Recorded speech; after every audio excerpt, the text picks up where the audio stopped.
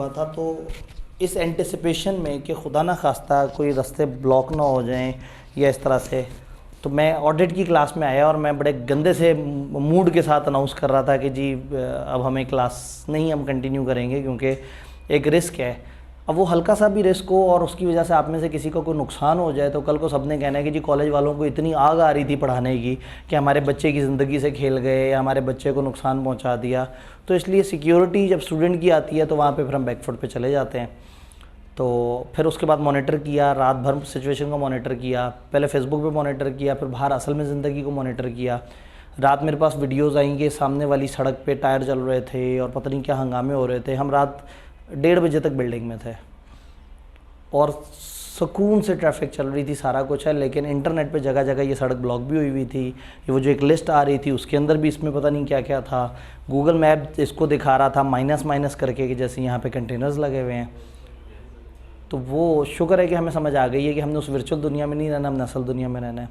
तो फिर हमने सुबह एहतियात ये की थी कि हम पोस्ट रिजल्ट वालों को 12 बजे से पहले पहले ना बताएं, एक दफ़ा दिन को मॉनिटर कर लें। प्री की मॉर्निंग की क्लासेस थी, मॉर्निंग में पता नहीं क्या हो, हमने एहतियातन मॉर्निंग ऑफ़ कर दी थी। तो फिर थोड़ा सा ऑब्ज़र्व किया, डिफरेंट टीचर्स ने अलग अलग इलाकों से कम्यूट किया, कॉलेज पहुँचे और उन सब ने हमें सिग्नल दिए कि हाँ भाई इस रास्ते पे मसला नहीं है, इस पे मसला नहीं है, इस पे मसला नहीं है। तो फिर हम लोगों ने मैसेजेस किए कि ठीक है जी हमारी क्लास जो है वो होनी है और उसमें आप परेशान ना हो। बट स्टिल फ़ियर की वजह से कुछ स्टूडेंट्स नहीं आना था, हमें पता था। पहले वीक इतना मसला नहीं क्योंकि पहले वीक के लेक्चर्स जो है वो यूट्यूब पे डाले जाते हैं ये बताने के लिए कि how post result class works. और फिर क्या होता है, कई स्टूडेंट जो है वो आके कहते हैं कि जी मैंने एडमिशन लिया, ये तो आपके लेक्चर की क्वालिटी हल्की है। अब हर कॉलेज का अपना एक निज़ाम है, कोई फिज़िकल पे ज़्यादा फोकस करता है, कोई ऑनलाइन पे ज़्यादा फोकस करता है, किसी ने लाइटों पे ज़्यादा फोकस किया है, कोई टीचर अच्छा लेके आता है, कोई बत्तियाँ अच्छी लेके आता है। तो हमें लगा कि टीचर अच्छे से थोड़ी बहुत हल्की बत्तियां भी चल जाएंगी और अगर मैं पढ़ाते हुए अचानक से थोड़ा सा यहाँ शेड गहरा हो जाएगा और उससे मेरे हुस्न पे को फ़र्क पड़ जाएगा तो भी अगर स्टूडेंट को कंटेंट समझ आ गया तो चल जाएगा। तो प्रॉब्लम ये होता है कि लोगों के जहन में इमेज कुछ और होता है। तो इसलिए हम एक हफ़्ते तक अपनी ऑनलाइन की जो वीडियोज़ हैं वो नेट पर शेयर करते हैं कि भाई दिस इज़ द थिंग जो हम इस वक्त दे रहे हैं। हम आहिस्ता आहिस्ता अपने आप को इम्प्रूव कर रहे होंगे, बट इस वक्त ये ऑनलाइन क्लास है जिसको हम ऑनलाइन क्लास कह रहे हैं। तो आज अगर कुछ लोग नहीं भी आ सके तो परेशानी की बात नहीं है क्योंकि उनको वो यूट्यूब पे वो वाली चीज़ मिल रही होगी। क्योंकि फ़र्स्ट वीक यूट्यूब पे चीज़ें मिल रही होती हैं तो हमारे लिए प्रोसेसिंग भी आसान होती है। अक्सर स्टूडेंट ने कहा जी हमें अभी तक एक्सेस नहीं मिली, ये इस तरह से नहीं हुआ, उस तरह से नहीं हुआ।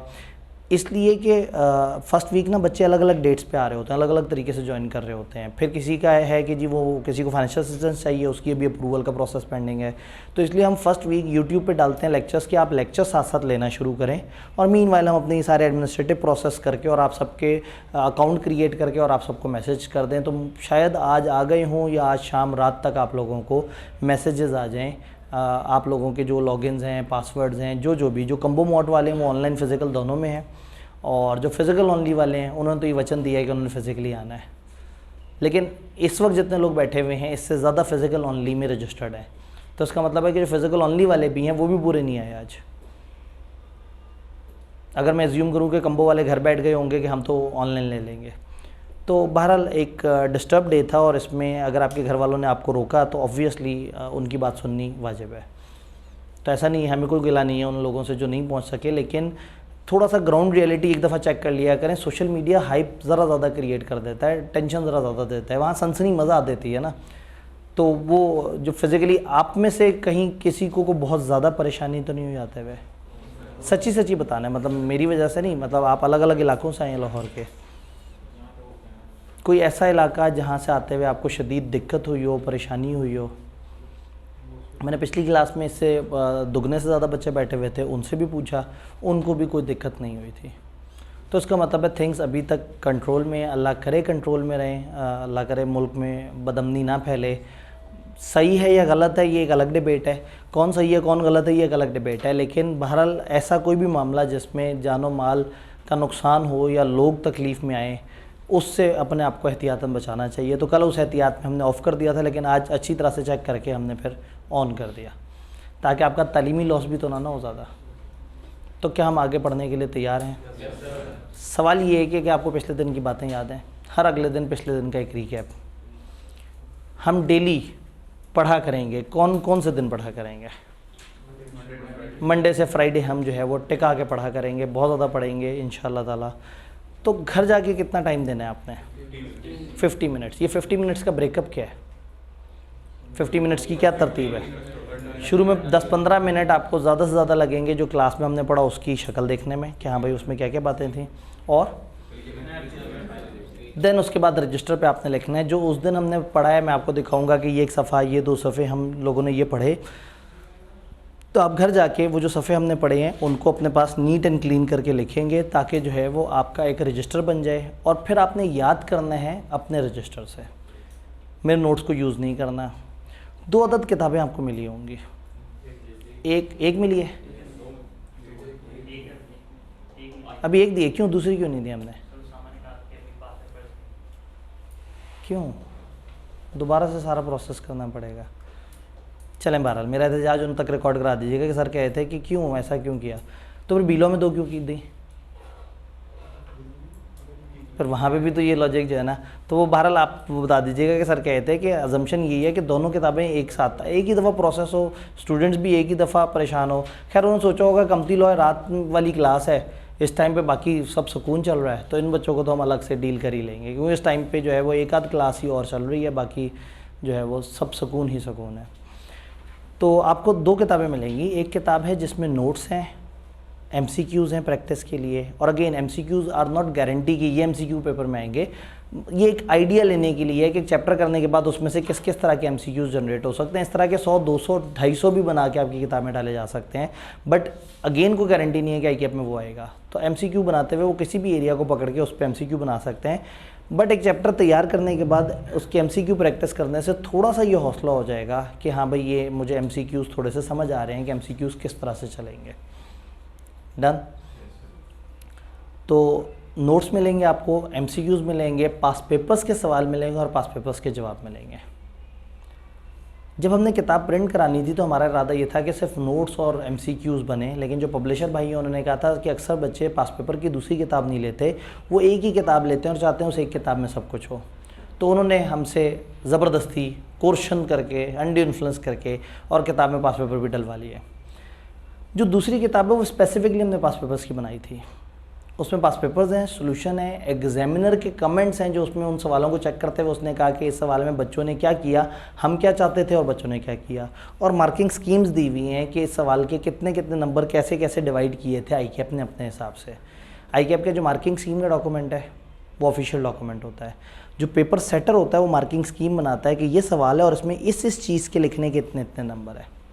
फिर जो पेपर चेक करता है आपका बंदा, वो उस पेपर चेक करने के बाद, सारे बच्चों के पेपर चेक करने के बाद हर सवाल पे अपने तबसरे देता है।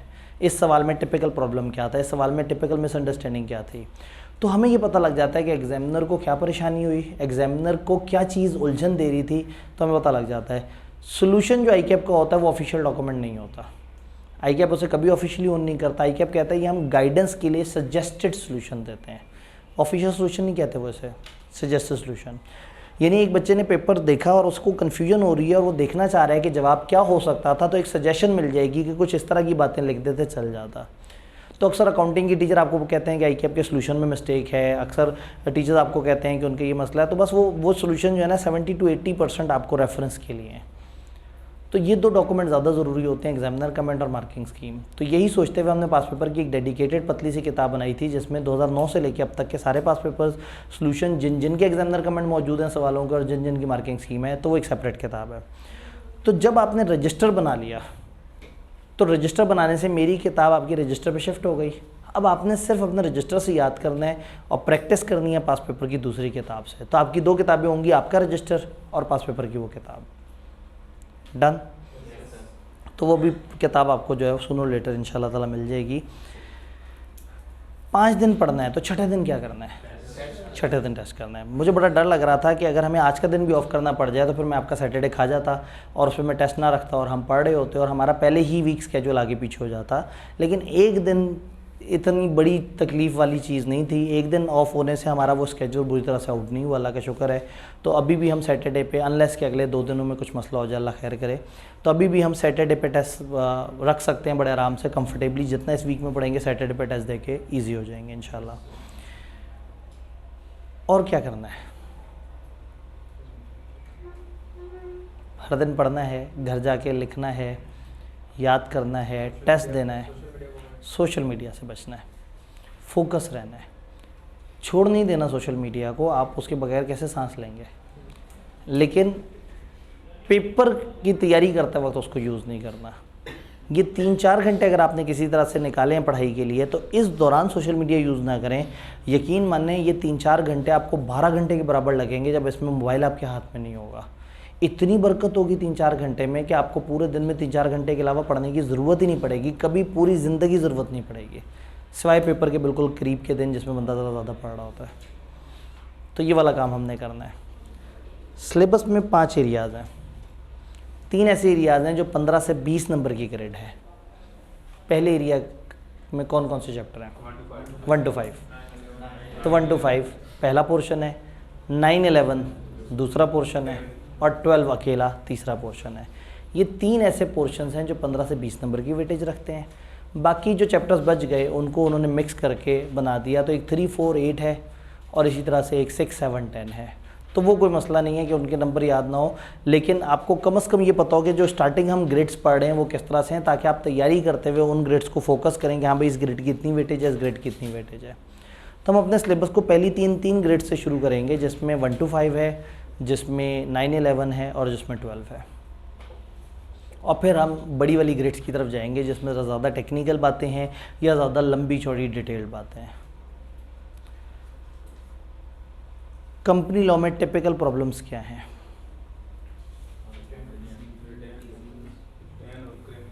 इसमें क्या है? याद रिटेन करने का मसला है, और इजी समझ लेते हैं। इसमें टाइम मैनेजमेंट एक ये मसला कभी भी नहीं है। ये अकाउंटिंग के पेपर्स में टाइम मैनेजमेंट मसला होता है, या थ्योरी में ऑडिट में टाइम मैनेजमेंट मसला है। यहाँ पे टाइम मैनेजमेंट मसला नहीं है, या आपको आता है या नहीं आता। तो 2 घंटे बाद सब वेले होकर एक दूसरे को देख रहे होते हैं, क्योंकि जितना आता था वो सब लिख चुके होते हैं, और जो नहीं आता वो सब एक दूसरे को देख रहे होते हैं कि उसे भी नहीं आता, उसे भी नहीं आता। तो कहने का मतलब है कि इस पेपर में time management is never an issue. ठीक है, और कोई मसला इस पेपर? इसमें रिक्वायरमेंट को समझना, आई कैप के सवालों को कैसे करना है, क्या पैटर्न हो, मैक्सिमम नंबर कैसे लें, ये साइंस समझना, ये भी एक प्रॉब्लम है। और इसका एक बहुत बड़ा मसला आप नहीं बता रहे, इसके हैवी नेबर्स हैं, इसके पड़ोस में बड़े भारी भारी सब्जेक्ट हैं। ये आपको आज एहसास नहीं होगा, आप पढ़ते चले जा रहे होंगे तो आपको बार बार एहसास होगा कि वो आसपास के सब्जेक्ट टाइम ले रहे हैं, और कंपनी लॉ बेचारा जो है ना ये इग्नोर हो रहा है। तो बस आपने कोशिश ये करनी है कि ये वाला काम ना हो। कोई कन्फ्यूजन, कोई सवाल पिछले दिन से रिलेटेड, ताकि फिर हम आगे ऑफिशियली पढ़ना शुरू करें। जी, आइडियली इसी टाइम पे होगा। अगर आपका कोई क्लैश होता, और क्लैश कब होता? जब वो किसी और टाइम पे होता। इस टाइम पे रखने का मतलब ये होता है कि कोई स्टूडेंट ये ना कहे कि सर इस टाइम पे तो मुझे प्रॉब्लम है, तो इसलिए हमने वो टाइम रखा है। आगे चल के अगर आप कहेंगे तो उसे फ्लेक्सिबल भी कर देंगे कि अगर आप में से कुछ ऐसे लोग हैं जिन्होंने फॉर एग्जांपल दोपहर के बाद अपने शहर निकलना है, कहीं और जाना है, कुछ और, तो हमारे पास एक टेस्ट रूम तो है। तो मैं टेस्ट रूम की जो मैनेजमेंट है उनके हवाले टेस्ट कर दिया करूँगा कि जो लोग सुबह में आके दोपहर में टेस्ट देना चाहें वो आके दे दें, क्योंकि ये क्लास है थोड़े से अब नॉर्मल टाइम पे, थोड़े से लेट आवर्स में है। तो अगर वो खाली उस लेट आवर की क्लास में टेस्ट के लिए आपको आना हुआ तो वो शायद आपके लिए तकलीफ दे हो, तो इसमें हम इसमें थोड़ी फ्लेक्सिबिलिटी रख लेंगे। तो ये आपने जहन में रखना है कि एक दफ़ा पहला टेस्ट हो जाए, पहले टेस्ट में ज़रा देख लेंगे क्या मामला आते हैं, और उसके बाद फिर हम ये फ्लेक्सिबिलिटी ऐड कर दें। क्योंकि अगर हम सबको कहते हैं फ्लेक्सिबल है तो फिर कोई भी टेस्ट नहीं देता। एक डेफिनेट टाइम पे सबको पता होता है कि मैंने तैयारी करनी है, मैंने टेस्ट देना है। तो है इनिशियली रूल है क्लास टाइम का, लेकिन हम इसको फ्लेक्सिबल कर सकते हैं। जी, ऑल डन? पढ़ें कंपनी? आप सब लोगों ने FR1 पढ़ा हुआ है, ऐसे ही है? तो आप लोगों को मैं थोड़ी बताऊंगा कंपनी किसे कहते हैं, आप मुझे बताएंगे कंपनी किसे कहते हैं। किसे कहते हैं कंपनी? जिसमें शेयर्स होते हैं उसे कंपनी कहते हैं। और कोई निशानी, कोई ख़ास बात? रजिस्टर्ड होती हैं ये, ठीक है। कुछ शेयर होल्डर्स होते हैं जो इसके ओनर्स होते हैं। सेपरेट लीगल एंटिटी होती है, ये एक अलग से एक वजूद होता है, एक अलग से इसकी शनाख्त होती है, इसकी लायबिलिटी लिमिटेड होती है। इसमें डायरेक्टर्स होते हैं, क्या डायरेक्टर्स ओनर्स होते हैं? हो भी सकते हैं और नहीं भी हो सकते। तो फिर ये कौन लोग हैं, ये क्या करते हैं? शेयर होल्डर्स के ब्याह पे कंपनी चलाते हैं। तो फिर शेयर होल्डर क्यों नहीं चला रहे होते कंपनी को? शेयर होल्डर्स सारे के सारे आ जाएंगे कंपनी चलाने, तो फिर कंपनी का निज़ाम तो नहीं चलेगा। शेयर होल्डर्स हैं फ़र्ज़ करें 400, तो वो आपस में से या कहीं और से कुछ लोगों को मुंतखब कर देते हैं कि आप आओ और कंपनी को चलाओ। पार्टनरशिप में क्या होता था, एक बंदा कहता था मेरे पास अच्छी स्किल है, दूसरा कहता था मेरे पास पैसा है, दोनों जुड़ते थे, प्रॉफिट को हाफ हाफ या एक ख़ास रेशो में डिवाइड कर लेते थे। कंपनी में स्किल वाला बंदा आके ये नहीं कह सकता कि जी मैं इस कंपनी का मेंबर बनना चाहता हूँ। कंपनी एक कमर्शियल चीज़ होती है, कंपनी में हिस्सेदार बनने के लिए पैसे देने पड़ते हैं। तो कंपनी का मेंबर बनने के लिए आपको शेयर खरीदने पड़ते हैं और शेयर पैसों से आते हैं। तो इसका मतलब ये हुआ कि एक कंपनी, मैं नॉर्मली बताता हूँ, ऑल्दो इतने बड़े बच्चों को कंपनी बताना मुनासिब नहीं है, लेकिन मैं नॉर्मली कहता हूँ कि for example company is a box और बहुत सारे लोग हैं, A B C D E F, ये सारे लोग चाहते हैं कि हम एक कंपनी चलाएं। ये सब इंडिविजुअल्स हैं। ये क्या करते हैं, ये कुछ पैसे डालते हैं इस बॉक्स में और ये बॉक्स के पास फ़र्ज़ करें आ जाता है 1 मिलियन रुपीज़। कैसे आ जाता है? ये भाई साहब ने लाख रुपया दिया था, ये भाई साहब ने 2 लाख रुपया दिया था, इन्होंने 3 लाख दिया था, इन्होंने 50,000 दिया था, इन्होंने 1.5 लाख दिया था। कितना बच गया आखिरी वाले के लिए? 3 3 6 और 2 8 2, और इसने दिया 2 लाख। यही लोग जिनके पास पैसा है ये ओनर बन जाएंगे कंपनी के।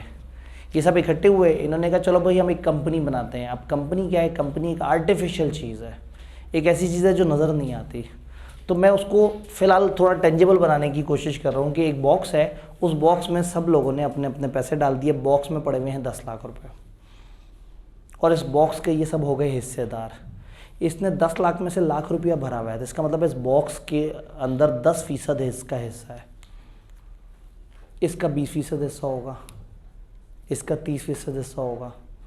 तो हर किसी का इस बॉक्स में अलग अलग हिस्सा है। ये हिस्से को हम शेयर्स कह देते हैं। और फिर कल को ये बंदा अपने हिस्से में से थोड़ा सा हिस्सा किसी और को बेचना चाहे तो इसके लिए भी आसानी होनी चाहिए। तो हम नॉर्मली क्या करते हैं, इसको 10 रुपये पर डिवाइड कर देते हैं। तो हम कह देते हैं जी हमारी कंपनी में 1 लाख शेयर्स हैं और हर शेयर की वर्थ कितनी है? 10 रुपये। तो इस तरीके से हम कह देते हैं जी मुबारक हो मिस्टर ए, आपके पास हैं 10,000 शेयर्स। मिस्टर बी, आपके पास 20,000 शेयर्स हैं। आपके पास 30,000 शेयर्स हैं। आपके पास 5,000 शेयर्स हैं। आपके पास 15,000 शेयर्स हैं और आपके पास 20,000 शेयर्स हैं। तो कंपनी को 10-10 रुपए के छोटे छोटे टुकड़ों में डिवाइड कर दिया। इससे कंपनी के हिस्सों की तकसीम बड़ी आसान हो गई। ये वाले भाई साहब हैं, इनके पास 15,000 शेयर हैं, इन्होंने 5,000 शेयर पकड़े और मिस्टर एक्स को दे दिए। 5,000 शेयर मिस्टर एक्स को दे दिए। मिस्टर एक्स मेंबर बन गए क्योंकि अब उनके पास 5,000 शेयर्स हैं। 5,000 shares out of 1 lakh shares, यानी कंपनी के 5% के मालिक बन गए मिस्टर एक्स। और मिस्टर ई ये देने के बाद 1 लाख शेयर्स, ये रह गए 10% के मालिक। तो सबसे पहले तो सब ने पैसे डाले इस डब्बे में और अब ये डब्बा बन गया है 10 लाख का और ये डब्बा इनकी कंपनी है जिसमें इन सब की जॉइंट ओनरशिप है इस डब्बे के अंदर। अब इस डब्बे में जो मौजूद पैसे हैं, इस पैसे से कोई कारोबार होना है, कोई काम होना है।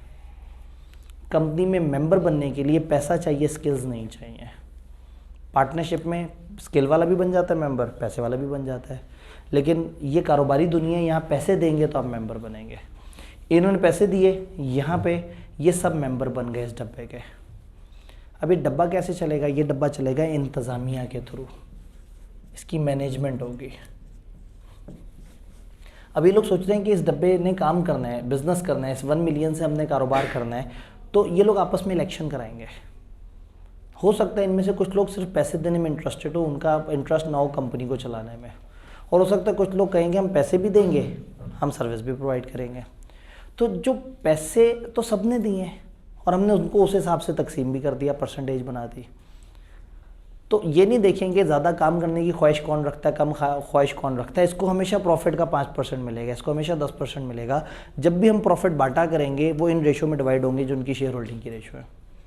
लेकिन अगर इनमें से किसी ने काम किया या कुछ और लोग बाहर से आए जिन्होंने काम किया, तो उनको हम कह देंगे भाई आप लोग हो डायरेक्टर्स और आपको हम देंगे सैलरीज या बेनिफिट। कुछ डायरेक्टर ऐसे होंगे जिनको मंथली तनख्वाह मिलेगी, वो हर वक्त कंपनी में बैठ के काम कर रहे होंगे। कुछ ऐसे डायरेक्टर्स होंगे जो आएंगे, मीटिंग अटेंड करेंगे, मीटिंग में अच्छे अच्छे मशवरे देंगे, चले जाएंगे, उनको आने जाने का टीए दे देंगे, होटल छोटल खाना पीने का पैसे दे देंगे। तो डायरेक्टर्स वो इंतज़ामिया है जो इस डब्बे को चला रहे हैं। क्या होगा, डायरेक्टर्स कहेंगे ठीक है तुम लोगों की जिम्मेदारी पे हम इस डब्बे का चार्ज संभाल लेते हैं। डायरेक्टर्स अपने नीचे हायर करेंगे एम्प्लॉयज़ को। एम्प्लॉयज़ इस कंपनी को चलाएंगे डायरेक्टर्स की डायरेक्शंस के अंदर रहते हुए। डायरेक्टर हैं ही डायरेक्टर्स। डायरेक्टर का मतलब क्या होता है, जो डायरेक्ट करता है, जो बताता है कि कैसे करना है। तो उनके बिहाफ पे चंद ये बड़े आके बैठे, जो चंद बड़े इनमें से भी हो सकते हैं, बाहर से हायर भी हो सकते हैं, कोई मार्केट का स्पेशलिस्ट बंदा भी हो सकता है, और कोई एम्प्लॉइज़ में से भी तगड़ा एम्प्लॉई हो सकता है कि ये बड़ा कमाल आदमी है, इसको डायरेक्टर बना देते हैं। सुना होगा HR director, marketing director, finance director. Director theme बनाएंगे, स्ट्रेटेजी बनाएंगे कि इस डब्बे को हमने किस तरह से प्रॉफिटेबल बनाना है, इस डब्बे का पैसा कैसे कैसे निकालना है और कैसे कैसे इसमें वापस पहुँचाना है। तो डायरेक्टर इस डब्बे को धक्का दे रहे होंगे, डायरेक्टर के साथ एम्प्लॉइज़ होंगे, डायरेक्टर कहेंगे इस डब्बे को धक्का लेके उधर ले जाओ, उधर ले जाओ, उधर ले जाओ। तो इस डब्बे की सारी मैनेजमेंट डायरेक्टर्स के कहने पे एम्प्लॉइज़ कर रहे हैं। फिर आना शुरू हो गया रेवेन्यू।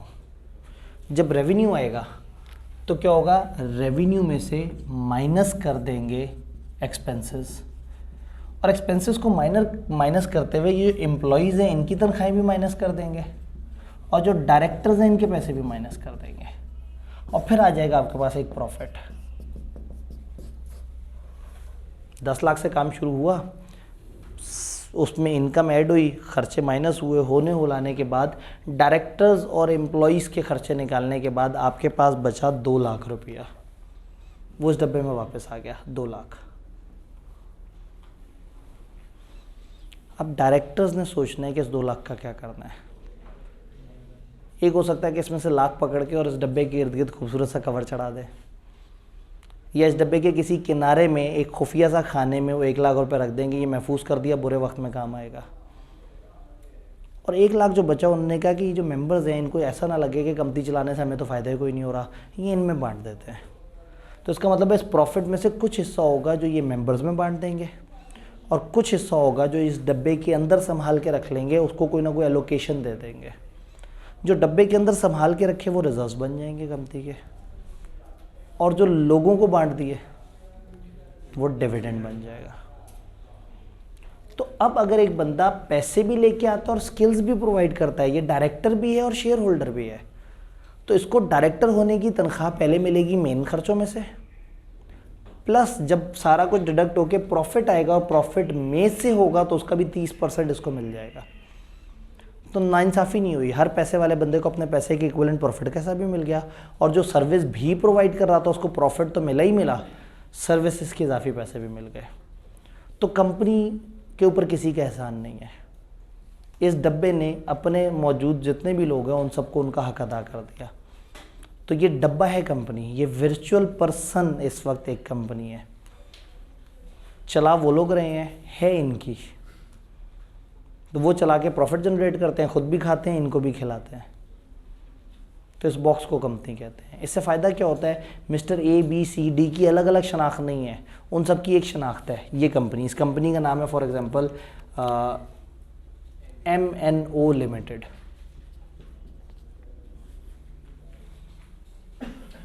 तो इन सब की कमर्शियल पहचान है कि हाँ भाई मैं MNO लिमिटेड का मेंबर हूँ, मैं MNO लिमिटेड के प्रॉफिट का हिस्सा लेता हूँ। तो ये इसके अंदर जो कुछ हो रहा है वो इस कंपनी के एसेट्स हैं। ये कंपनी इस पैसे से अपने कुछ असासे भी बनाएगी, इस पैसे से कोई कारोबार भी करेगी, फिर ये पैसा बढ़ेगा भी, इसमें से कुछ तकसीम भी होगा, कुछ और बढ़ता रहेगा। और मेंबर्स ने पहली दफ़ा दिए थे 10 रुपये के हिसाब से पैसे, 2 लाख प्रॉफिट हुआ। ज़रा सोच के बताएं, जिस बंदे के पास 10,000 शेयर्स थे, 2 लाख प्रॉफिट हुआ है कंपनी को, और 2 लाख में से हम कहते हैं 1 लाख रुपया बांटना है। चलें 1 लाख नहीं, काम करते हैं 2 लाख का 2 लाख बांट देते हैं। अगर 2 लाख बांटना है इनमें, तो मिस्टर ए जिसके पास 10,000 शेयर्स थे उसको कितना मिलेगा प्रॉफिट? चूँकि वो 10% का हिस्सेदार है, उसके पास 1 लाख शेयर्स में से 10,000 शेयर्स हैं, तो 10% वो प्रॉफिट का मालिक है। तो ये 2 लाख है, इसमें से 20,000 इसको मिलेगा। इसकी ओरिजिनल रकम कितनी थी? 1 लाख। अभी कितना मिला है? तो ये कह सकता है कि ये मेरा जो 1 लाख रुपया है इसने 20,000 जनरेट किया, 20% रिटर्न मिल गया इसको। आप समझ रहे? ए के पास एक शख्स आया, उसने कहा भाई मुझे तुमसे ना 50,000 शेयर्स खरीदने हैं, और तुमने तो 10 रुपये के लिए है ना, दे दो मुझे 10 रुपये के शेयर्स। क्या इस वक्त ये 10 रुपये के बेचेगा? शेयर के ऊपर लिखा हुआ है 10 रुपये, फेस, उसकी फेस पे जो वैल्यू आ रही है, इसको फेस वैल्यू कहते हैं, नॉमिनल वैल्यू कहते हैं, पार वैल्यू कहते हैं। अल्फाज ये आपने ज़्यादातर पढ़े हुए हैं, face value, par value, nominal value. ये उसके कागज़ के ऊपर लिखा हुआ है। ये 10 रुपये का कागज़ ये 10 रुपये से ज़्यादा क्यों बेच सकता है? वो कहेगा कि भाई सीधी सी बात है कि ये जो 1 लाख की इन्वेस्टमेंट है, ये 20,000 प्रॉफिट जनरेट कर रही है। मेरे 10 रुपये पे हर साल 2 रुपये कमाता हूँ मैं, और कल को बढ़ते बढ़ते कंपनी के रिजर्व्स 1 मिलियन से बढ़ के 3-4 मिलियन हो जाते हैं। आहिस्ता आहिस्ता प्रॉफिट, याद है, कुछ पोर्शन इसमें डाला, कुछ डिविडेंड दिया। तो अगर कंपनी बंद होती है, ये डब्बा खोलता है, तो ये पैसे तकसीम किस में होने हैं? इन्हीं में, उसी रेशो से। तो हो सकता है कहेगा ये 10 रुपये तो 10 रुपये थे शुरू में, इस पे चूँकि हर साल 2 रुपये आते हैं, तो अगर एक ऐसा एसेट हो जो हर साल 2 रुपये कमा के देता हो, तो वो 10 रुपये की उसकी वर्थ नहीं है। उसकी वर्थ मेरी जहन में है 32 रुपये की। उसने अपना एक हिसाब लगाया, उसने कहा जी मेरे हिसाब से 32 रुपये की एक ऐसी चीज़ है, मैं तुम्हें 32 रुपये में बेचूंगा। क्यों? चूँकि मैंने 10 रुपये का ख़रीदा है, लेकिन ये रुपए जब तुम खर्चोगे तो तुम्हें हर साल 2-2 रुपये भी मिलेंगे, और ये 32 रुपये खर्च करके तुम कंपनी के उतने असासों के मालिक बन गए जितने का मैं था। तो हो सकता है मार्केट में कोई कहे 32 ज़्यादा है, 28 ले लो। हो सकता है कंपनी के असासे बहुत ज़्यादा हो तो मार्केट में कोई 50 रुपये देने पे भी तैयार हो जाए। तो फिर इस एक शेयर की एक होती है फेस वैल्यू जो कागज़ पे लिखी हुई है, एक होती है मार्केट वैल्यू। मार्केट में बाइंग एंड सेलिंग के हिसाब से तय होती है किसकी क्या वैल्यू होगी। ये डिपेंड करता है कंपनी कैसी है, ये डिपेंड करता है उसके प्रॉफिट्स कैसे हैं, ये डिपेंड करता है उसकी मैनेजमेंट कितनी है, ये डिपेंड करता है उसके फ्यूचर के अच्छे प्रॉस्पेक्ट्स कितने नज़र आ रहे हैं। जितने अच्छे फैक्टर्स होंगे कंपनी को लेके, उतना ही उसके शेयर की मार्केट में वैल्यू बेहतर होगी। अच्छा, पार्टनरशिप में एक नए बंदे को दाखिल करना होता था तो क्या करते थे? सारा एग्रीमेंट रिवाइज करते थे, नया बंदा आता था, फिर से एग्रीमेंट लिखते थे, उसमें सारी चीज़ें करते थे। यहाँ एक्स खामोशी से एंटर हो गया ई के साथ, किसी को पता भी नहीं लगा। क्या कंपनी के शेयर कैपिटल में कोई तब्दीली आई?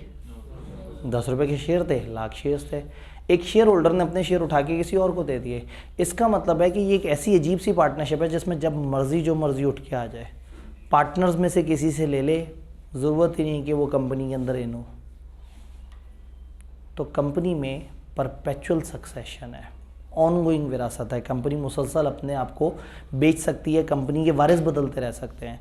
50 साल पहले एक कंपनी के 200 मेंबर थे और आज उसी कंपनी के 200 मेंबर हैं, शायद 200 के 200 डिफरेंट हो। पार्टनरशिप में ऐसा नहीं होता। अगर एक बंदा 15% का मालिक है तो बार बार बदलता नहीं रहता। ऐसा नहीं होता अपने 15% में से 5% का एक पार्टनर ले आए, वो अपने तौर पे लेके आए तो वो उसका अपना ज़ाती फेल होता है, वो ऑफिशियल नहीं होता। तो अब हमें कंपनी में कुछ फ़र्क नज़र आ रहे हैं। एक फ़र्क ये नज़र आ रहा है कि कंपनी एक सेपरेट डब्बा है, ये अपने एक्शंस के लिए ज़िम्मेदार है, इसको डायरेक्टर्स चला रहे हैं। अगर इसने कुछ गड़बड़ की तो उनका कसूर नहीं माना जाएगा, इनका कसूर माना जाएगा। ये डब्बा उन लोगों से अलग है। मिस्टर सी 3 लाख रुपए से एक दुकान शुरू की मिस्टर सी ने, और दुकान के उस पे रिसेप्शन पे बैठे होते थे। इनकी दुकान के पास से एक बंदा गुजर रहा था और इनकी दुकान का जो छज्जा है वो अचानक से हिला, इनकी नाकिस उसकी वजह से, क्वालिटी के छज्जे की वजह से, और वो सामने से गुजरते हुए एक बंदे के सर पे गिर गया, उसका सर फट गया। उसने अपना इलाज कराया और बाद में आके मिस्टर सी को गिरबान से पकड़ा और कहा, मिस्टर सी तुमने मेरा नुकसान किया है, तुम्हारी दुकान के छज्जे की वजह से मेरा इतना नुकसान हो गया। तो मिस्टर सी कहेगा, वाकई तुम सही कह रहे हो, बहुत ही खबीस छज्जा है, ठीक है, ये ज़िम्मेदार है, ये जो ये ऊपर छज्जा आ रहा है, जो छत आ रही है, ये ज़िम्मेदार है, इसे पकड़ो। तो वो कहेगा, मुझे मजाक पागल बना रहे हो, मैं तुम्हें पकड़ूंगा, तुम्हारी दुकान है, तुम्हारा छज्जा है, तुमने नुकसान किया है। तो आप ये नहीं कह सकते हो नुकसान मैंने थोड़ी किया है, मेरे बिज़नेस ने किया है। कहेगा तुम और तुम्हारा बिज़नेस सेम चीज़ होता है। तो मिस्टर सी 3 लाख से अपना ज़ाती बिज़नेस शुरू करें तो वो मिस्टर सी का, और इधर मिस्टर सी ने 3 लाख दिए हुए, ये किसी का नुकसान करे तो मिस्टर सी को थोड़ी कोई पकड़ेगा जाके। भाई आज हमारे पास पीटीसीएल के अच्छे सिग्नल नहीं आ रहे, हम पीटीसीएल के एक मेंबर को ढूंढें जिसके पास उसके शेयर्स हैं, और उसको जाके कहें तुम्हारी वजह से हमारे सिग्नल अच्छे नहीं आ रहे। वो कहेगा जाओ पीटीसीएल को पकड़ो। हम कहेंगे तुम ही तो पीटीसीएल हो। वो कहेगा नहीं, मैं तो ये हूँ, पीटीसीएल ये डब्बा है, ये एक अलग चीज़ है और हम अलग चीज़ है। ये ऐसे ही है जैसे रिजल्ट वाले दिन आप लोग ढूंढ रहे हो कि आब्दी साहब आए तो सही एक दफ़ा, आईकेएफ ने फेल कर दिया, और आईकेएफ के मेंबर्स कौन है? Chartered accountants. तो मैं आईकेएफ का मेंबर हुआ और उस आईकेएफ ने आपको फेल कर दिया। तो आप आब्दी साहब को ढूंढ रहे हैं कि आब्दी साहब आ जाएं तो हम एक दफ़ा इंतकाम लेंगे कि आईकेएफ ने फेल कर दिया। आप आके मुझे पकड़ेंगे, सर आपने फेल कर दिया। मैं कहूँ मैंने कब फेल किया? सर देखें आपके इदारे ने फेल किया। तो मैंने कहा आपने क्या कहा? मेरे इदारे ने। जाओ इदारे को पकड़ो। दुकान वाला ऐसा नहीं कह सकता था मेरी दुकान को पकड़ो, मैं कह सकता हूँ मेरे इदारे को पकड़ो। मैं कहूँगा मुझे भी बड़े दुख हैं, आप जाके उनके खिलाफ प्रोटेस्ट करें, पीछे मैं भी प्ले कार्ड लेके खड़ा होऊंगा। तो आप कहेंगे सर क्या मजाक करते हैं, आप और आपका इदारा एक चीज़ नहीं है। मैं कहूँगा नहीं, सेपरेट लीगल एंटिटी, उसका अपना वजूद है, उसकी अपनी बातें हैं। इसका मतलब है कंपनी का अलग वजूद है, कंपनी चीज़ें खरीदेगी, कंपनी के अपने एसेट्स होंगे, कंपनी ज़मीनें भी खरीदेगी, कंपनी लीगल केस भी कर देगी किसी के ऊपर अगर कंपनी के साथ अच्छा ना हुआ, कंपनी पे भी कोई केस कर सकता है। तो कंपनी पे केस करने का ये मतलब नहीं कि इन सब लोगों पे केस हो गया, लेकिन पार्टनरशिप पे केस करने का मतलब क्या होता था? सब पे केस हो गया। तो कंपनी और कंपनी के बारे में आप तकरीबन ज़्यादातर बातें जानते हैं। ये डब्बा, ये कंपनी बनती कैसी है, चैप्टर 1 बताएगा कि ये कंपनी क्या है, किस तरह की है, कंपनियां, ये डब्बे कितनी तरह के हो सकते हैं, तो कंपनी क्या है, कितनी तरह की होती है और वो क्या रीज़न है और वो कैसे बनती है, चैप्टर 1 बताएगा। चैप्टर 2 बताएगा कि उसको बनाते वक्त वो कौन से ऑफिशियल डॉक्यूमेंट्स हैं और उनके क्या कंटेंट्स हैं जो आपको चाहिए, ये चैप्टर 2 बताएगा। चैप्टर 3 बताएगा कि ये जो डायरेक्टर्स हैं ये कंपनी को कैसे चलाएंगे। चैप्टर 4 बताएगा इन डायरेक्टर्स के साथ कुछ और ऑफिसर्स भी हैं जो कंपनी को चलाएंगे, वो ऑफिसर्स क्या करेंगे। चैप्टर 5 बताएगा ये शेयर कैपिटल के क्या रूल्स होते हैं, इसको किस तरह से लेके चलना होता है।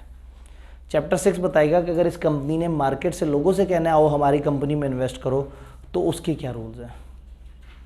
चैप्टर 7 बताएगा कि इस कंपनी को अगर उधार चाहिए तो उधार से रिलेटेड क्या मामला आता है। चैप्टर 8 बताएगा कि अगर ये मेंबर्स कंपनी की इंतज़ामिया में इन होना चाहते हैं और मीटिंग्स करके कुछ डिसीजंस लेना चाहते हैं तो ये लोग आपस में मीटिंग्स कैसे करेंगे। चैप्टर 9 बताएगा कि ये डिविडेंड कैसे दिया जाएगा, कैसे दे सकते हैं और कैसे नहीं दे सकते।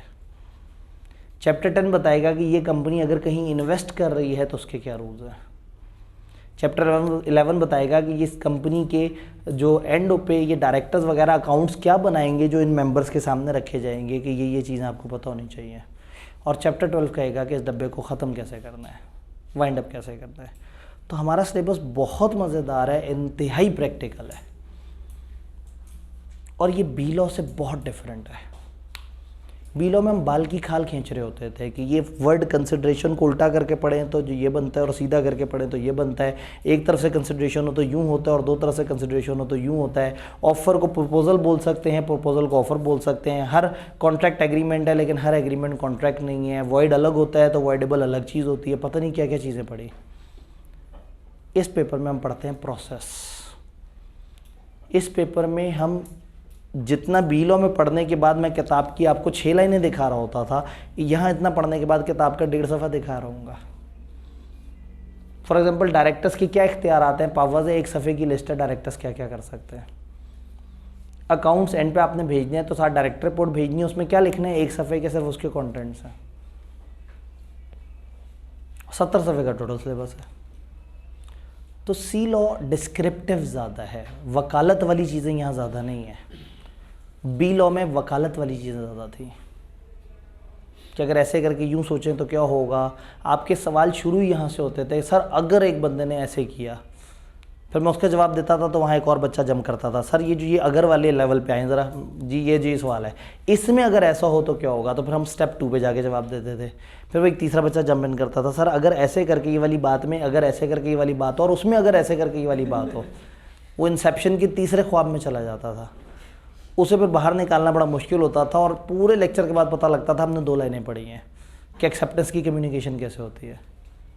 याद है, फ्लो चार्ट बन रहा है, ये उसके पास खत पहुंचा है, वो जिम्मेदार है, उसने ऐसे कर दिया। ये उस तरह का इसका मिजाज ही नहीं है। ये बीलो से हाफ टाइम में ख़त्म हो सकता है। कैफ का सबसे छोटा पेपर है, मेरे ख्याल में शायद पीआरसी को भी मैं मिला के कहूँगा ना तो शायद मेरे लिए ईजी है, शायद पूरे सीए का सबसे छोटा पेपर है।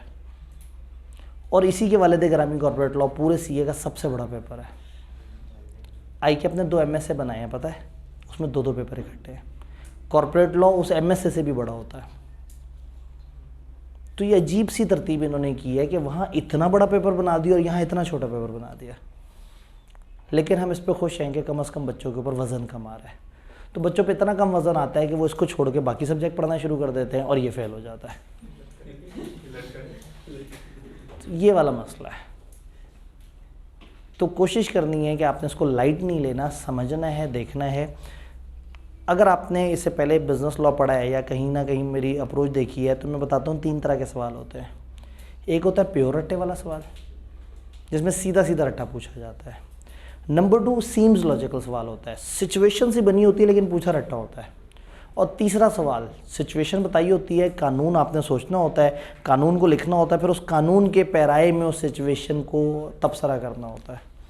और ये तब करना होता है जब आप कैफ में बिल्कुल शुरू में आए हैं, तो वो जुल्म है। बिज़नेस लॉ छोटे लेवल के पेपर में तबसरा करवाना अच्छी बात नहीं है। इंटरेस्टिंग बात यह है कि कंपनी लॉ में टाइप 1 और टाइप 2 सवाल ही मैक्सिमम होते हैं। आपको जो तीसरी तरह का सवाल है ना, जिसमें आपने एक पूरा ओपिनियन बिल्ड करना है, मुश्किल से 10-12% मिलेंगे। तो इसका मतलब ये है कि ये पेपर रट्टा ओरिएंटेड ज़्यादा है। फॉर एग्जाम्पल एक ही सफ़े में आपको बताऊंगा ये वाला काम 30 दिन में करना है, फिर 60 दिन बाद ये करना है, फिर 90 दिन में ये करना है, फिर 90 दिन से 30 दिन पीछे ये करना है, उसके 21 दिन बाद ये करना है, उस 21 दिन से 7 दिन पहले ये करना है। और 10 मिनट में पूरी कहानी ख़त्म हो जाएगी, क्योंकि वो एक स्टोरी थी, पहले ये होगा, फिर ये होगा, फिर ये होगा, और उसके बाद आप कलाबाजियाँ खा रहे होंगे कि 21 दिन पहले क्या था और 7 दिन बाद क्या था और 30 दिन कहाँ से शुरू होते थे तो 60 दिन कहाँ पर ख़त्म होते थे। तो इसमें इस तरह से है। और चैप्टर 1 में तो उन्होंने बहुत ही गुस्सा निकाला है, सारी डेफिनेशन उठा के डाल दी। कंपनियों की इतनी तरह की किस्में होती हैं, ऐसे ऐसे करती हैं, उन सारी चीज़ों पे तबसरा किया है। तो इसमें कहीं कहीं लॉजिकल डिस्कशन आती है और आई के बड़ा परेशान है कि सिलेबस छोटा है तो फिर वो धक्के से लॉजिक निकालने की कोशिश करता है। तो हम हर चीज़ को समझेंगे, हम डिबेट करेंगे बी लॉ की तरह से, लेकिन तैयारी बी लॉ की तरह से नहीं करेंगे। यहाँ हमें क्रैमिंग अच्छी करनी होगी, यहाँ वो रजिस्टर लाजमी बनाना पड़ेगा, उसको अच्छी तरीके से तैयार करना पड़ेगा। तो अगर आपको थ्योरियाँ बुरी लगती हैं तो फिर तो याद है आप मेरिट सर्टिफिकेट ले सकते हैं, और अगर थ्योरी अच्छी लगती है तो ये थ्योरी थोड़ी सी डिफरेंट है। सब ओके है? हमने जितनी बातें पढ़ी हैं एक दफ़ा ज़रा अंग्रेज़ी में देखते हैं ये क्या कहना चाह रहे हैं। ये जो कंपनी के बारे में हमने कहा, कंपनी में ये फ़ीचर होता है, वो फ़ीचर होता है, पुराने कॉन्सेप्ट हैं आपके, पहले से आप जानते हैं। सोल ट्रेडर कैसे कहते हैं? एक ऐसा इंडिविजुअल जो ओन करता है और रन करता है अपना बिजनेस। लॉ इसको एक सेपरेट पर्सन कंसिडर नहीं करता, और ये पर्सन लाइबल होता है सारे डेट्स के लिए बिजनेस के।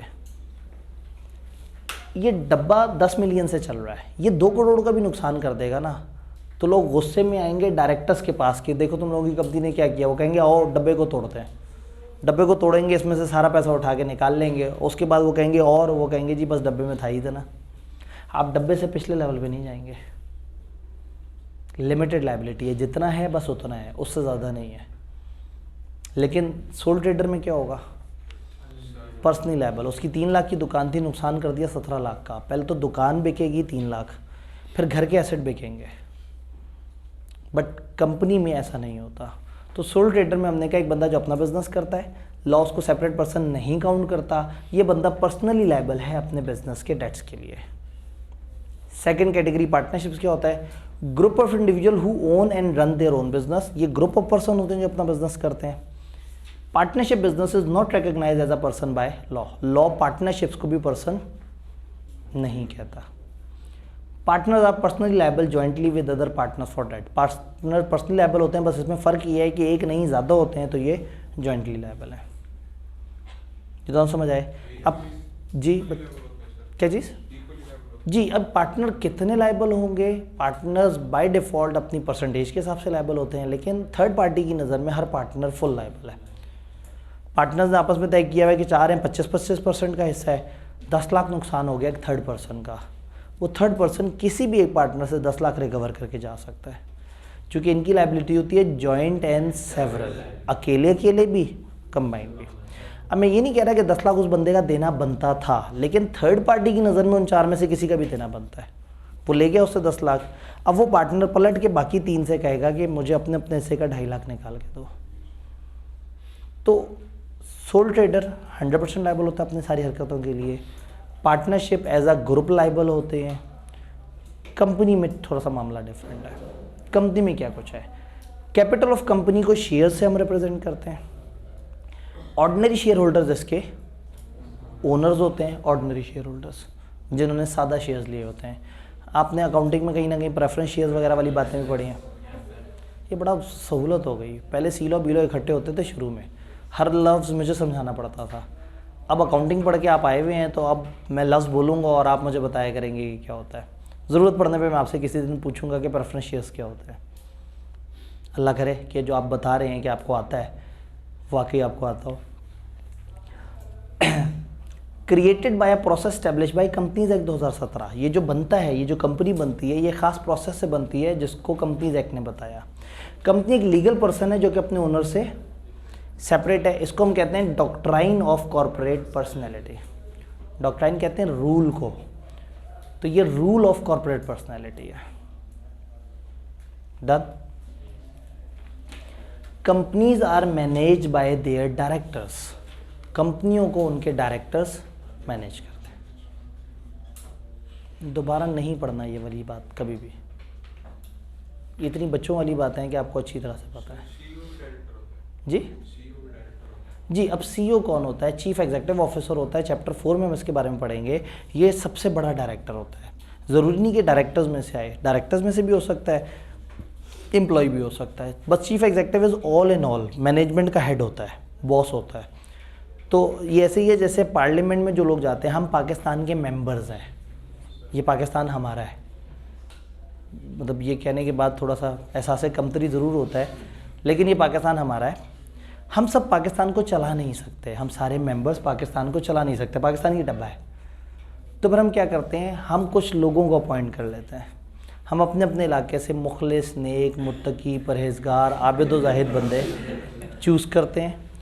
भाई हम लॉ ने हमें इख्तियार दिया था ना, हम अपने इलाके का बेस्ट कैंडिडेट आगे भेजें, तो हम अपने इलाके का दी बेस्ट पर्सन चूज़ करते हैं और कहते हैं ये हम सबका कॉमन नुमाइंदा, ये आगे जाएगा और मुल्क को हमारे कहने पे चलाएगा।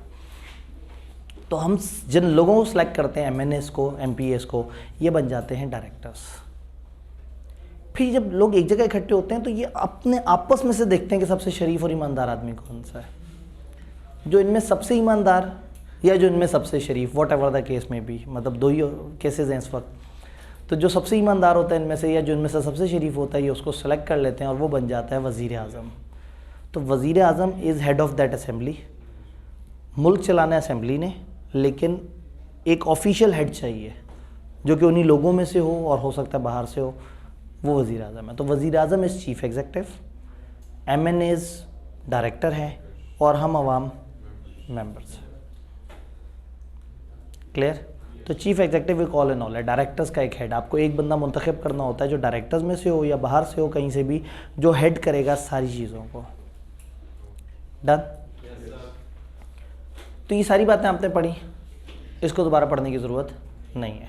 लेकिन किताब ने कहा कि नहीं, अभी भी हमने आपको डिस्टिंग्विशिंग फीचर बताने हैं कंपनी का, वो हेडिंग्स के साथ बताएंगे। उनका कंपनी में 3 खास बातें होती हैं जो पार्टनरशिप या सोल ट्रेडर्स में नहीं होती हैं। क्या जी वो खास बात? कंपनी सेपरेट लीगल पर्सनैलिटी होती है। कंपनी सेपरेट लीगल पर्सनैलिटी होती है। कंपनी की अपना एक लीगल वजूद होता है। कंपनी कॉन्ट्रैक्ट कर सकती है, कंपनी एसेट्स रख सकती है, कंपनी पर्सनली लायबल होती है अपनी इनकम पे टैक्स देने के लिए।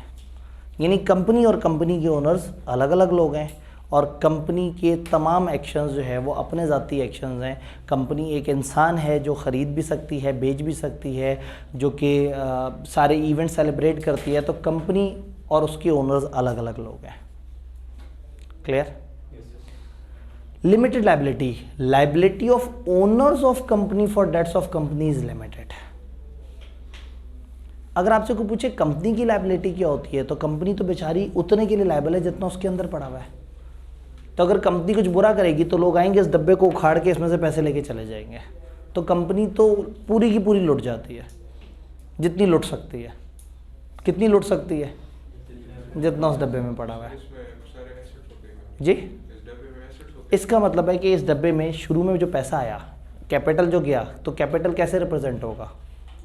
एसेट्स। यानी कि ये 1 मिलियन कैश होगा, एक तरफ कैश होगा, एक तरफ एक कैपिटल होगा, दोनों बराबर होंगे। जब प्रॉफिट आया होगा तो प्रॉफिट या पैसों की फॉर्म में आया होगा या एसेट्स की फॉर्म में आया होगा, या आपकी एसेट्स की वर्थ बढ़ गई होगी या पैसे आए होंगे। तो आपका हमेशा जो इक्विटी है और आपके जो एसेट्स हैं ये हमेशा बराबर चल रहे होते हैं। ठीक है, अभी तक हम एसेट्स की बात करें। फिर कंपनी उधार लेना शुरू कर देती है। जब उधार लेगी तो लायबिलिटी बढ़ जाएगी, लेकिन जितना उधार लेगी उतने से कैश भी बढ़ जाएगा, तो एसेट भी उतने से बढ़ जाएगा।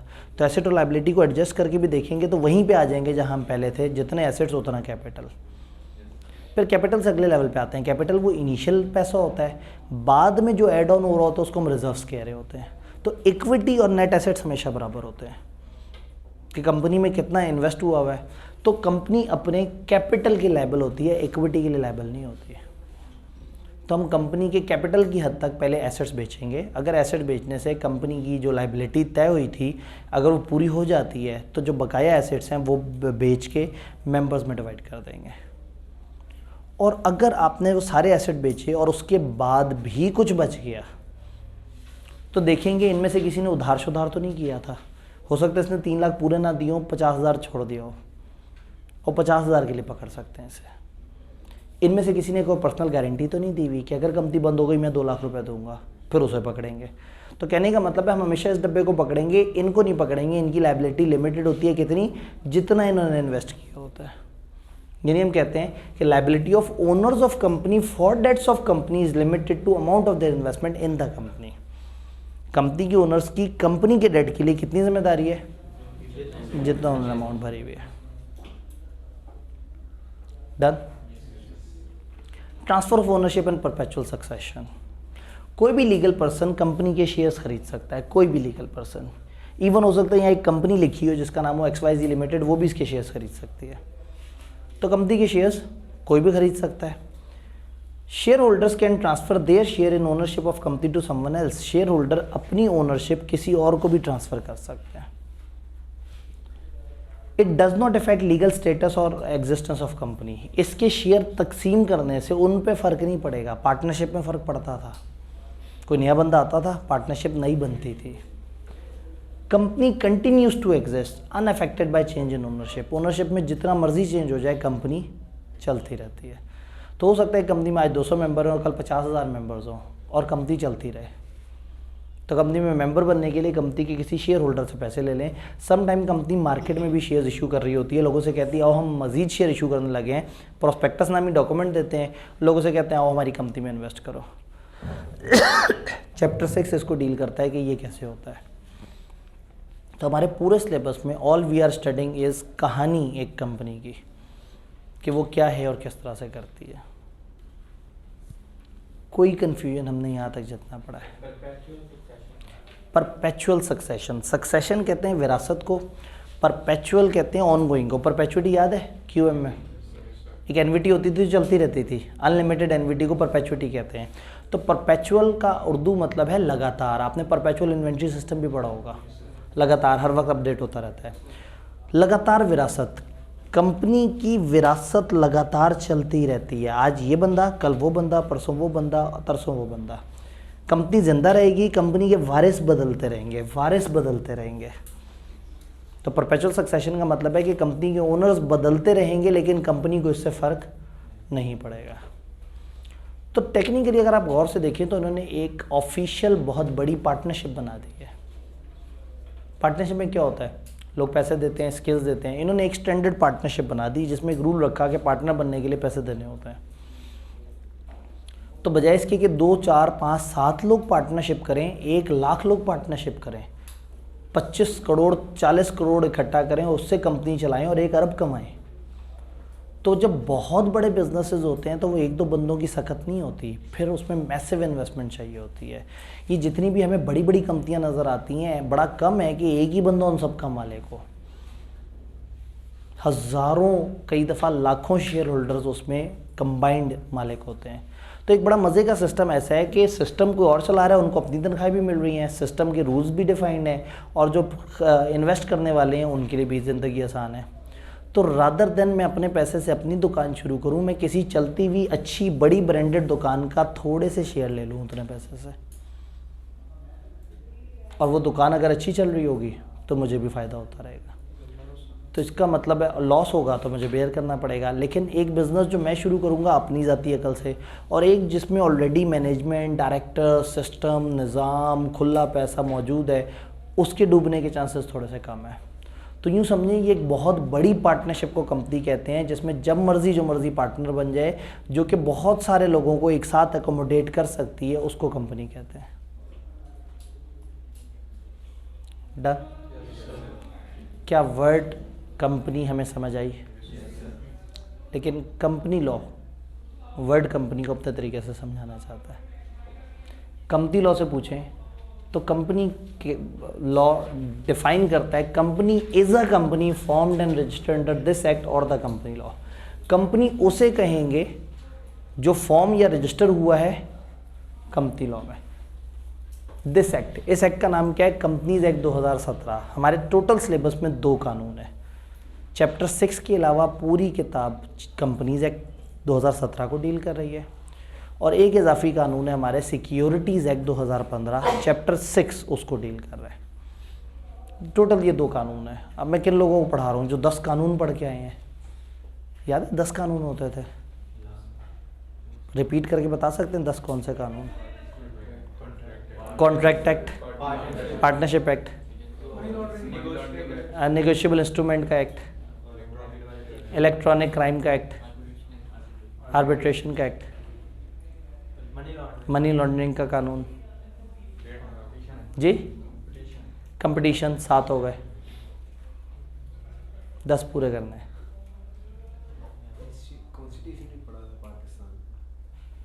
ये यहाँ पे फंसना था, ये जब आपने 9 पे पहुँचना था ना और 10वां समझ नहीं आना था, तो उस वक्त मैंने ड्रामाई अंदाज में आपको कुछ बताना था, लेकिन भाई ने माहौल ख़राब कर दिया। कॉन्स्टिट्यूशन ऑफ पाकिस्तान 1973 का आइन, चैप्टर 1 1973 का आइन उस लॉ के ऊपर बना हुआ था। 8 हो गए, हो गया जी। डाटा प्रोटेक्शन 9 हो गए।